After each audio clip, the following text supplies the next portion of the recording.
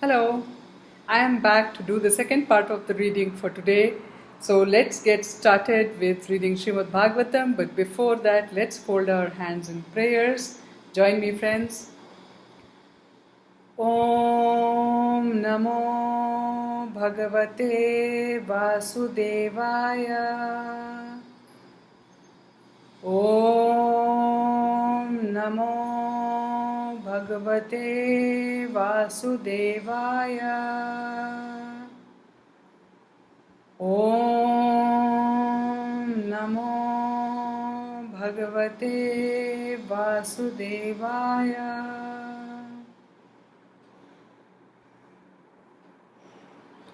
So we will continue our reading of Srimad Bhagavatam, first canto, chapter 8, titled Prayers by Queen Kunti, from text 30. Janma karma cha vishvatman ajasya kartur atmanaha triyan nrishishu yadahsu tad atyanta vidambadam.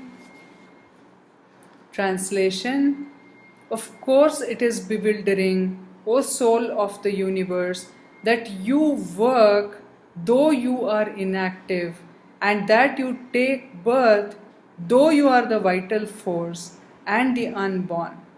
You yourself descend amongst animals, men, sages, and aquatics. Verily, this is bewildering. Purport: The transcendental pastimes of the Lord are not only bewildering but also apparently contradictory. In other words, they are all inconceivable to the limited thinking power of the human being.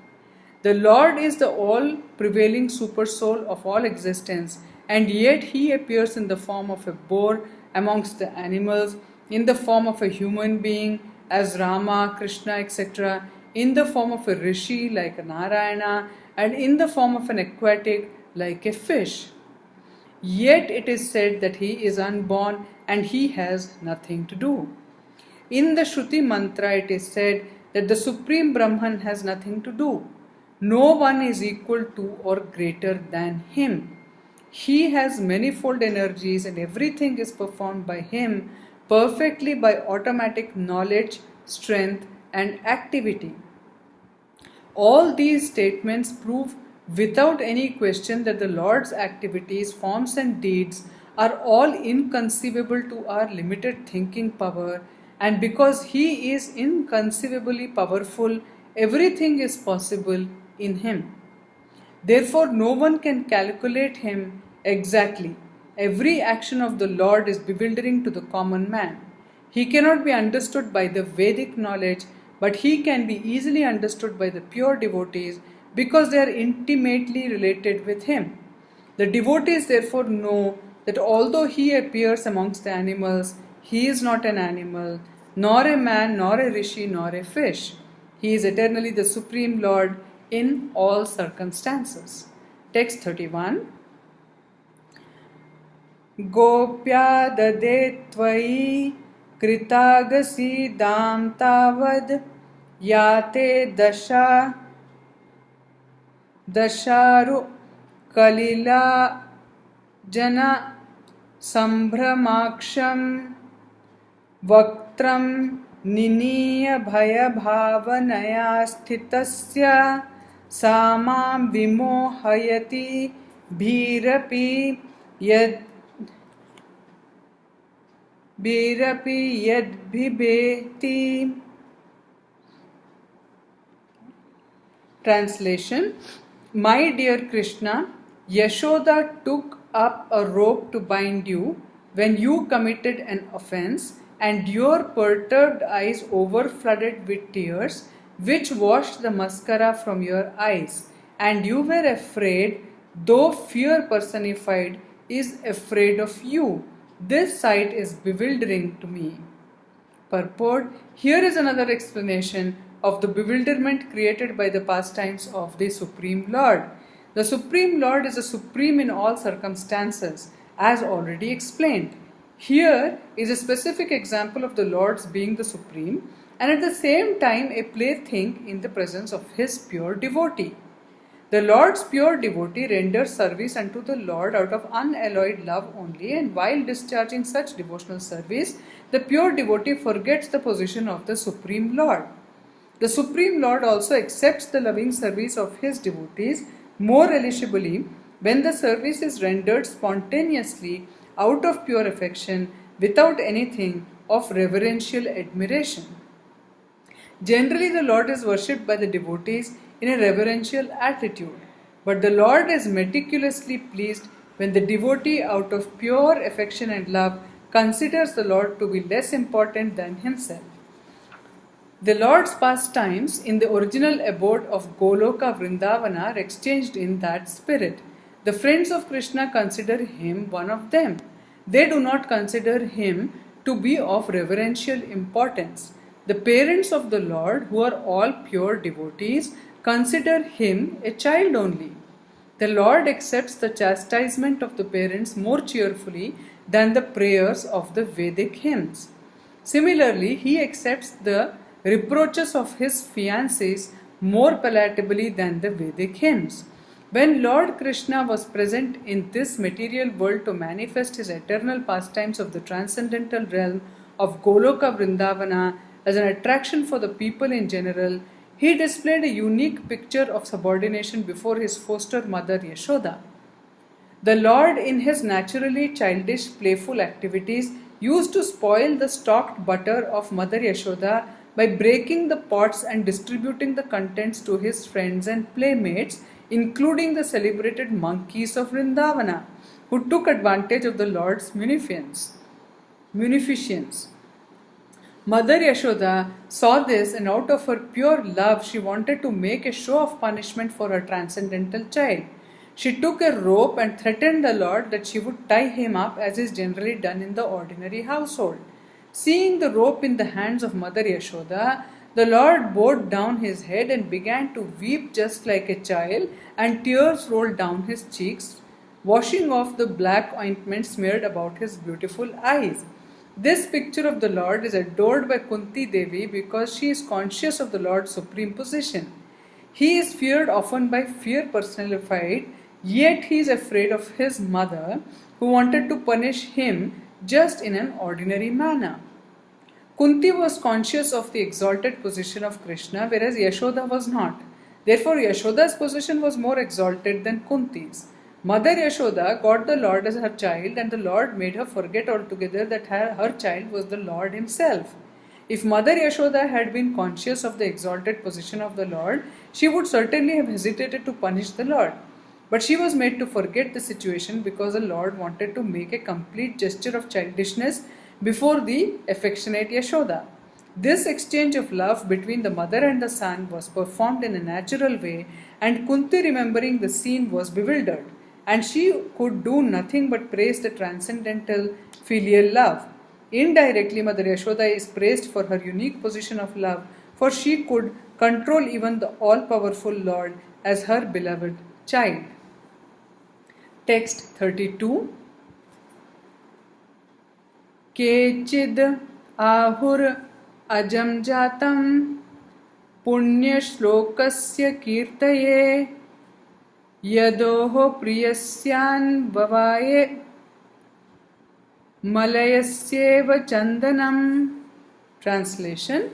Some say that the unborn is born for the glorification of pious kings, and others say that he is born to please King Yadu, one of your dearest devotees.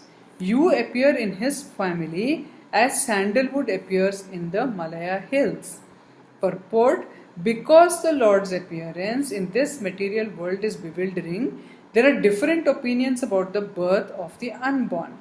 In the Bhagavad Gita, the Lord says that he takes his birth in the material world, although he is the Lord of all creations and he is unborn. So there cannot be any denial of the birth of the unborn because he himself establishes the truth. But still there are different opinions as to why he takes his birth. That is also declared in the Bhagavad Gita. He appears by his own internal potency to re-establish the principles of religion and to protect the pious and to annihilate the impious. That is the mission of the appearance of the unborn.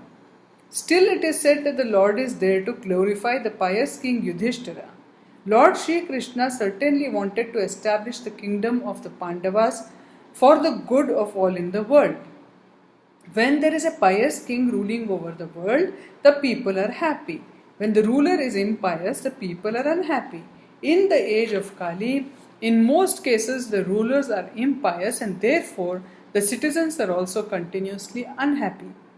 But in the case of democracy, the impious citizens themselves elect their representatives to rule over them and therefore they cannot blame anyone for their unhappiness. Maharaja Nala was also celebrated as a great pious king, but he had no connection with Lord Krishna. Therefore, Maharaj Yudhishthir is meant here to be glorified by Lord Krishna. The Lord had already glorified King Yadu, having taken birth in his family. Although he is known as Yadava, Yaduvira, Yadunandana, etc., he is always independent of such obligation. He is just like the sandalwood that grows in the Malaya hills. Trees can grow anywhere and everywhere, yet because the sandalwood trees grow mostly in the areas of the Malaya hills, the name sandalwood and the Malaya hills are interrelated. Therefore, the conclusion is that the Lord is ever unborn like the sun, and yet he appears as the sun rises on the eastern horizon. As the sun is never the sun of the eastern horizon, so the Lord is no one's son, but he is the father of everything that be. Text 33. Apare vasudevasya devakyam yachito bhyagat ajastvam asya kshemaya vadhaya cha suradvisham. Translation. Others say that since both Vasudeva and Devaki prayed for you, you have taken your birth as their son. Undoubtedly you are unborn, yet you take your birth for their welfare and to kill those who are envious of the demigods. Purport. It is also said that Vasudeva and Devaki in their previous birth as Sutapa and Prishni underwent a severe type of penance to get the Lord as their son, and as a result of such austerities, the Lord appeared as their son. It is already declared in the Bhagavad Gita that the Lord appears for the welfare of all people of the world and to vanquish the asuras or the materialistic atheists. Text 34. Bharavatāranayanye bhuvo nava ivo dadhau Sidantya bhuri bharena jato hyatma bhuvarthitaha. Translation. Others say that the world being overburdened like a boat at sea is much aggrieved, and that Brahma, who is your son, prayed for you, and so you have appeared to diminish the trouble. Purport. Brahma, or the first living being born just after the creation, is the direct son of Narayana. Narayana, as Garbhodakshai Vishnu, first of all entered the material universe. Without spiritual contact, matter cannot create. This principle was followed from the very beginning of the creation. The Supreme Spirit entered the universe, and the first living being Brahma was born on a lotus flower grown out of the transcendental abdomen of Vishnu. Vishnu is therefore known as Padmanabha. Brahma is known as Atmabhu because he was begotten directly from the father without any contact of mother Lakshmi ji. Lakshmi ji was present near Narayana, engaged in the service of the Lord, and still without contact with Lakshmi ji, Narayana begot Brahma. That is the omnipotency of the Lord. One who foolishly considers Narayana like other living beings should take a lesson from this. Narayana is not an ordinary living being. He is the personality of Godhead himself, and he has all the potencies of all the senses in all parts of his transcendental body. An ordinary living being begets a child by sexual intercourse, and he has no other means to beget a child other than the one designed for him. But Narayana, being omnipotent, is not bound to any condition of energy. He is complete and independent to do anything and everything by his various potencies very easily and perfectly. Brahma is therefore directly the son of the Father and was not put into the womb of a mother. Therefore, he is known as Atmabhu. This Brahma is in charge of further creations in the universe, secondarily reflected by the potency of the Omnipotent. Within the halo of the universe, there is a transcendental planet known as Shvetadvipa, which is the abode of the Kshirodakshai Vishnu, the Paramatma feature of the Supreme Lord. Whenever there is trouble in the universe that cannot be solved by the administrative demigods, they approach Brahmaji for a solution, and if it is not to be solved even by Brahmaji, then Brahmaji consults and prays to the Kshirodakshai Vishnu for an incarnation and solution to the problems. Such a problem arose when Kamsa and others were ruling over the earth, and the earth became too much overburdened by the misdeeds of the Asuras. Brahmaji, along with other demigods, prayed at the shore of the Kshirodaka ocean, and they were advised of the descent of Krishna as the son of Vasudeva and Devaki. So some people say that the Lord appeared because of the prayers of Brahmaji. So with this, we will end the second reading for today, friends. I wish you all a wonderful day ahead. Stay safe and stay conscious till I see you next time tomorrow. Bye-bye.